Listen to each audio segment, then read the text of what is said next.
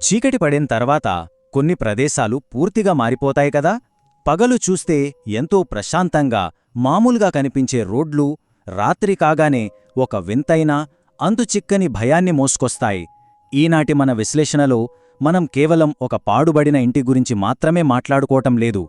ఆ ఇంట్లో ప్రాణాలతో ఆడుకునే ఒక భయంకరమైన వస్తువు గురించి తెలుసుకోబోతున్నాం.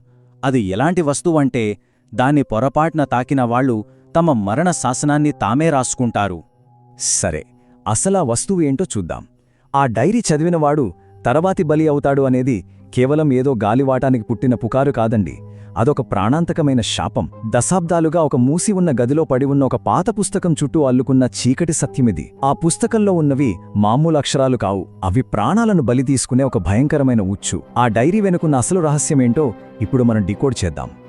ఈ భయంకరమైన సంఘటనలన్నింటికీ కేంద్ర బిందువు విశాఖపట్నం నగరానికి బయట ఉన్న ఒక పాత కాలనీ. దాని పేరే శివగిరి ఎన్క్లేవ్. పగటిపూట చూస్తే అది చాలా సాధారణమైన ప్రాంతంలాగే కనిపిస్తుంది. కానీ సూర్యుడు అస్తమించగానే ఆ ప్రాంతం మొత్తం ఒక వింతైన గుండెల్ని పిండేసే నిశ్శబ్దంతో కప్పబడిపోతుంది. ఆ శివగిరి ఎన్క్లేవ్లో చాలా సంవత్సరాలుగా ఖాళీగా ఉన్న ఒక ఇల్లుంది. దాని యజమాని పేరు మాధవ్ వర్మ. అతను వృత్తిరీత్యా ఒక రచయిత. అక్కడి స్థానికులు చెప్పేదాని ప్రకారం తన చివరి రోజుల్లో అతని ఏదో చాలా భయంకరమైన విషయం గురించి రాస్తూ ఉండిపోయాడట. ఆ తర్వాత ఒకరోజు అకస్మాత్తుగా అతను చనిపోయాడు. కానీ ఇక్కడ ఆశ్చర్యకరమైన విషయమేంటంటే అతని మృతదేహం పక్కన కేవలం ఒక పాత డైరీ మాత్రమే దొరికింది.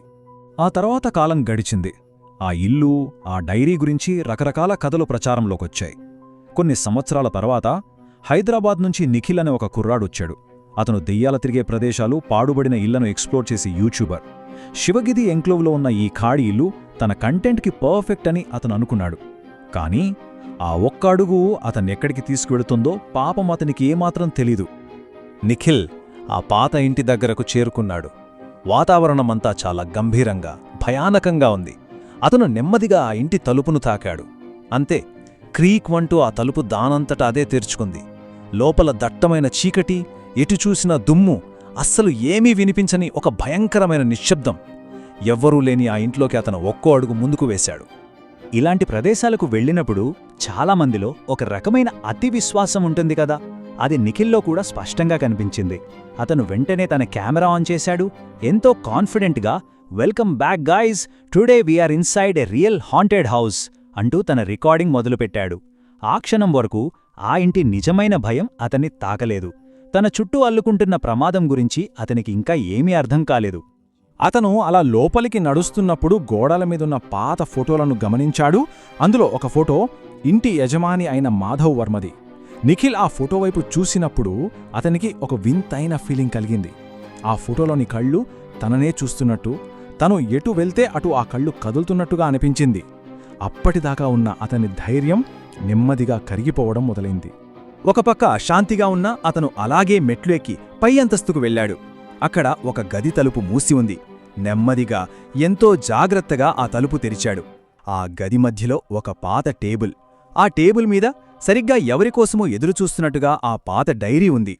అవును, అదే మాధవ్ వర్మ రాసిన చివరి డైరీ. అసలు ఆ డైరీలోని మాటలు ఒక మనిషిని పిచ్చివాడిగా ఎలా మారుస్తాయో, భయం ఎలా మెట్లెక్కుతుందో మనం ఇప్పుడు చూద్దాం. ఆ డైరీలో తేదీల ప్రకారం రోజువారీ సంఘటనలు రాసి ఉన్నాయి. ఒక్కో ఎంట్రీ చదువుతుంటే వాతావరణం మరింత భయానకంగా మారుతుంది. నిఖిల్ ఆ డైరీని తెరిచాడు. మొదటి పేజీలో ఇలా రాసి ఉంది, "నాకు ఎవరో కనిపిస్తున్నారు, నేను ఒక్కడిని కాదు." ఇది చదివిన వెంటనే నిఖిల్ పెదలపై ఒక చిన్న నవ్వు కనిపించింది. బహుశా మాధవ్ వర్మ ఏదో కల్పిత కథ రాస్తున్నాడేమో అని దాన్ని చాలా తేలిగ్గా తీసుకున్నాడు. కాని పేజీలు తిరిగే కొద్దీ అసలు భయం మొదలైంది. 6వ రోజు ఎంట్రీలో, "ఆ షాడో ఇప్పుడు నాతోనే ఉంది" అని రాసుంది. సరిగ్గా ఆ వాక్యం చదవగానే గది లోపల గాలి ఒక్కసారిగా చాలా చల్లబడిపోయింది. ఎవరో తన పక్కనే నిలబడినట్లు అనిపించి నిఖిల్ వెంటనే వెనక్కి తిరిగి చూశాడు. కాని అక్కడ ఎవ్వరూ లేరు. వాతావరణంలో జరుగుతున్న ఈ మార్పులు నిఖిల్ని భయపెడుతున్నా సరే, కెమెరా రికార్డ్ అవుతుండటంతో అతను మళ్లీ చదవటం కంటిన్యూ చేశాడు. 12వ రోజు ఎంట్రీ, "అది నాతో మాట్లాడుతోంది." ఇప్పుడు నిఖిల్ చేతులు వణకడం ప్రారంభించాయి. ఆ డైరీలో ఉన్న అదృశ్య శక్తి కేవలం చూస్తూ ఊరుకోవడం లేదని, అది నేరుగా కమ్యూనికేట్ చేస్తోందని అతనికి అర్థమైపోయింది. సో ఇక్కడ మనం క్యాచ్ చేయాల్సిన అత్యంత ముఖ్యమైన పాయింట్ ఏంటంటే ఈ పదాలు కేవలం ఒకరి ఆలోచనలు కావు. 18వ రోజు ఎంట్రీలో ఉన్నట్లు మాధవ్ వర్మ రాసిన ప్రతి పదం ఆ చీకటి శక్తికి ప్రాణం పోసింది. ఈ వాక్యం అతను చదువుతుండగానే నిఖిల్ పట్టుకున్న కెమెరా స్క్రీన్లో అకస్మాత్తుగా ఒక నల్లటి నీడ కనిపించింది. నిఖిల్ గుండె ఆగినంత పనైంది. వెంటనే వెనక్కి తిరిగాడు. అక్కడ ఆ చీకట్లోంచి ఒక నల్లటి ఆకారం మెల్లగా అతని వైపు నడిచి వస్తోంది. భయం నరనరాల్లోకి పాకేసింది. ప్రాణభయంతో అతను వెనక్కి అడుగులు వేశాడు. ఆ కంగారులో అతని చేతిలోనే ఆ శపించబడిన డైరీ కింద నేలపై పడిపోయింది. ఆ గదిలో ఇప్పుడు సంపూర్ణమైన నిశ్శబ్దం. నేలపై పడిన డైరీ అకస్మాత్తుగా దానంతటా అదే తెరుచుకుంది. గాలికి పేజీలు వేగంగా తిరిగి చివరి పేజీ దగ్గర ఆగింది.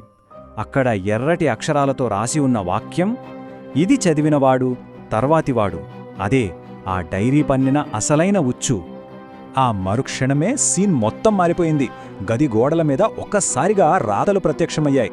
రైట్ రైట్ రైట్ అనే అక్షరాలు అతని కళ్ల ముందు మెరుస్తున్నాయి. ఒక వింతైన మంత్రంలా ఆ పదాలు గదిలో ప్రతిధ్వనిస్తున్నాయి. నిఖిల్ చేతులిప్పుడు అతని కంట్రోల్లో లేవు. ఏదో ఒక అదృశ్య శక్తి అతని పూర్తిగా శాసిస్తోంది. నిఖిల్ ఏడుస్తూనే ఆ డైరీని పెన్నును తన చేతిలోకి తీసుకున్నాడు. అతని చేతులు దానంతట అవే డే 1 నేను ఒక్కడిని కాదు అని రాయటం మొదలుపెట్టాయి. ఆ నల్లటి ఆకారం ఇప్పుడు సరిగ్గా అతని వెనుక నిలబడి ఉంది. అప్పుడు గదిలో ఒక భయంకరమైన స్వరం వినిపించింది. నువ్వు ఇప్పుడు నా కథలో భాగం. నిఖిల్ భయంతో గట్టిగా కేకలు వేశాడు. చేతిలోని కెమెరా నేలపై పడిపోయింది. కాని అందులో రికార్డింగ్ ఇంకా కొనసాగుతూనే ఉంది. ఇది మనకు దేన్ని స్పష్టంగా చూపిస్తుందంటే ఈ మరణ శాసనానికి అసలు అంతం లేదు. నిఖిల్ ఆ డైరీలో రాసిన అక్షరాలు మరొకరిని బలి తీసుకునేందుకు రెడీగా ఉంటాయి. మళ్ళీ కొన్ని రోజులు గడిచాయి. ఒకరోజు ఇంకొక యూట్యూబర్ ఆ పాడుబడిన ఇంటికొచ్చాడు. లోపలికి వెళ్లి టేబుల్ మీదున్న డైరీ తెరిచాడు. అతను చదివిన మొదటి వాక్యం డే 1 నేను ఒక్కడినే కాదు. కథ మళ్లీ మొదటికొచ్చింది. The cycle continuous. ఆ ఇంటి తలుపులు ఇప్పటికీ తెరిచే ఉన్నాయి. ఆ టేబుల్ మీద ఆ పాత డైరీ అలానే ఎదురుచూస్తూ ఉంది. దాని ఆకలి ఇంకా తీరలేదు. అది ఇంకొక కొత్త రచయిత కోసం వెయిట్ చేస్తోంది. మరి తదుపరి ఆ డైరీ చదివేది ఎవరు? ఆ చీకటి గదిలోకి అడుగుపెట్టే ఆ తరువాతి వ్యక్తి ఎవరు? ఈ భయంకరమైన కథ ఇక్కడితో ఆగిపోలేదు. ఎప్పుడూ గుర్తుంచుకోండి, కొన్ని పుస్తకాలను తెరవకపోవడమే మన ప్రాణానికి రక్ష. మరో ఆసక్తికరమైన విశ్లేషణతో మళ్ళీ కలుద్దాం.